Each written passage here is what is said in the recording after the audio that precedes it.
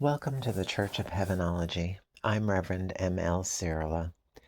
Beloved congregation of Heavenology, today we gather to reflect on a curious habit of the modern soul, a restless urge, a nearly irresistible pull that compels people to comment on every news story they encounter.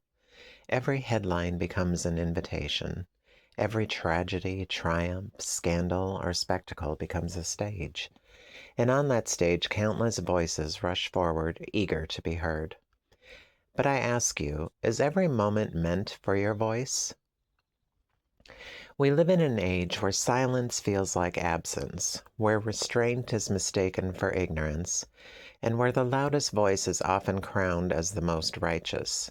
Yet Heavenology teaches us something deeper, something quieter, something far more endearing. Not every thought must be spoken, and not every story requires your judgment. Why do people feel this need? Some speak because they seek validation. They hope their words will be seen, liked, affirmed, a digital echo of worth. Others speak out of fear, fear of being left out, fear of seeming uninformed, fear of silence itself. And still others speak because they mistake reaction for responsibility, believing that every event demands their personal verdict.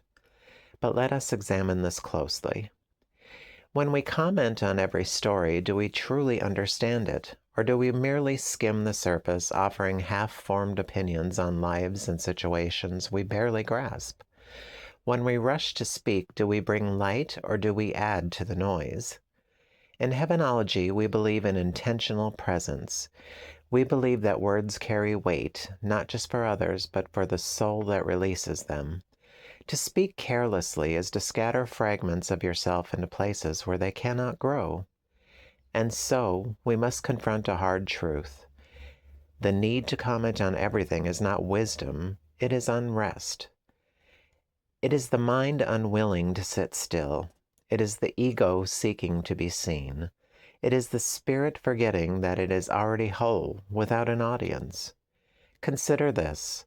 The most profound forces in existence do not shout. The sun does not announce its rising. The stars do not argue their brilliance. Truth itself does not beg for attention. It simply is. So why do we? When people feel compelled to comment on every news story, they often believe that they are participating in something meaningful. But too often they are not building, they are reacting, not understanding, only responding, not contributing, but echoing. And this is where they are mistaken. Because meaning is not found in the frequency of your voice, but in the depth of your discernment. Heavenology calls us to a higher practice. To pause before we speak, to ask, is this mine to say? To consider, will this add clarity or confusion? And most importantly, to recognize that silence is not emptiness. It is space for truth to breathe. There is power in withholding judgment. There is strength in listening. There is wisdom in choosing not to engage. This does not mean we become indifferent. No, Heavenology does not teach apathy. It teaches alignment. When you do speak, let it come from understanding, from compassion, from clarity, not from impulse.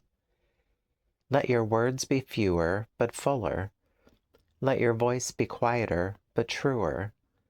For in a world overflowing with commentary, the rarest and most sacred offering is not another opinion. It is thoughtful presence.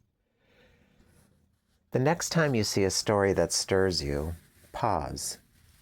Feel the urge to respond, but do not obey it immediately. Sit with it.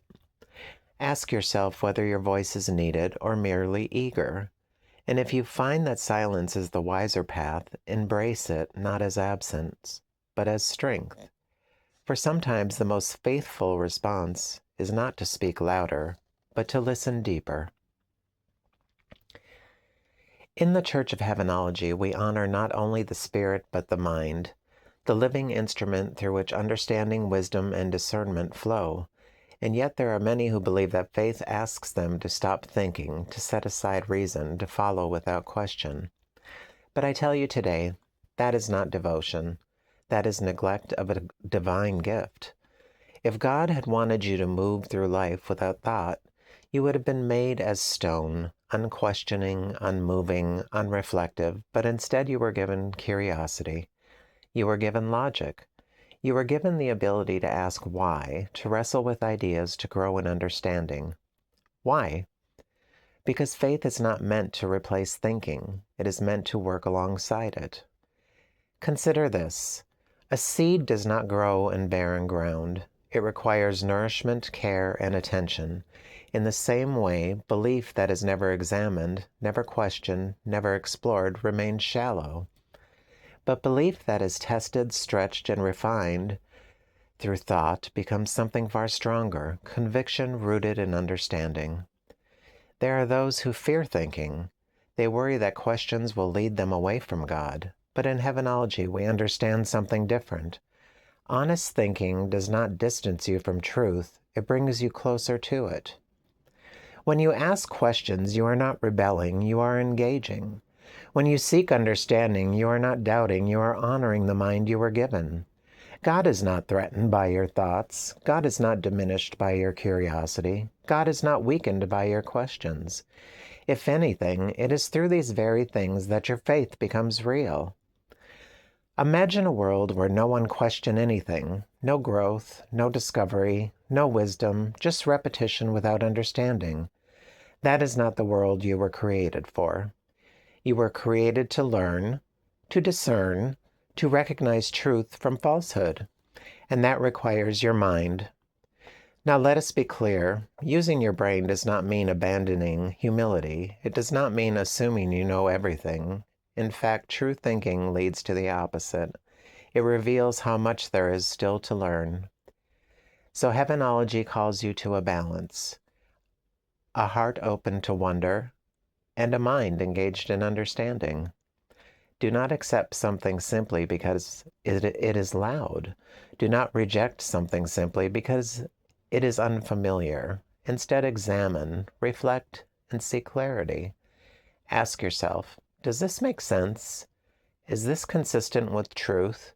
What evidence supports this? What might I be missing?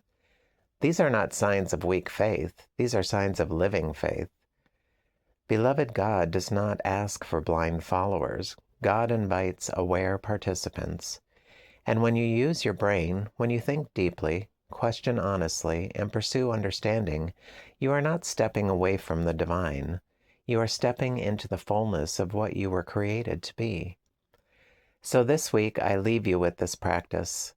When you encounter something, an idea, a belief, a claim, do not accept it immediately. Pause, think, engage your mind before you offer your agreement.